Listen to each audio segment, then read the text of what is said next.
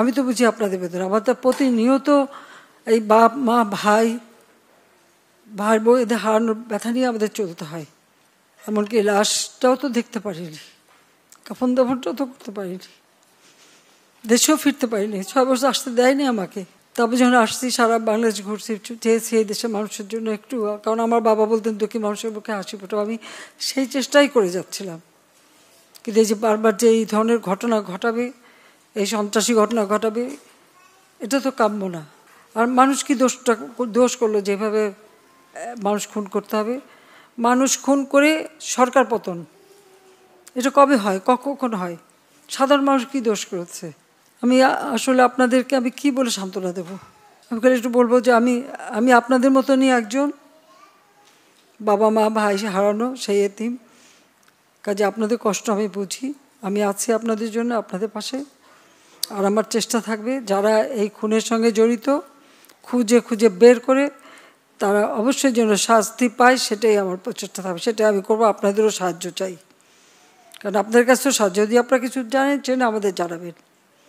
কারণ এইভাবে বারবার বাংলাদেশটাকে নিয়ে খেলা, এটা আর হতে দেওয়া যায় না। কাজে আমি আপনাদেরই সাহায্য চাই।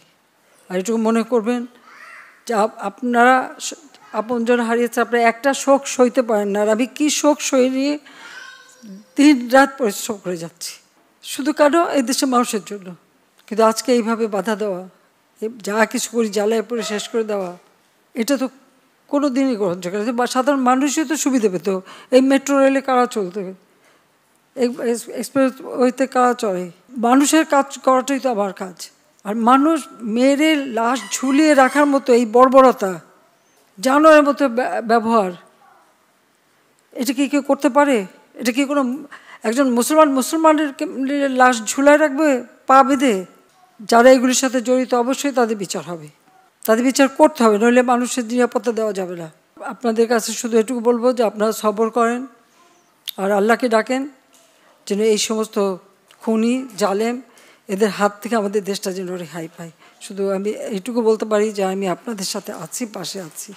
আজকে যদি ভালো সময় হতো কত হাসি খুশি করে সবাই যেতে পারতেন। আর এখন আমারও আপনাদের চোখের পানি দেখতে হচ্ছে, এটাই সবথেকে কষ্ট।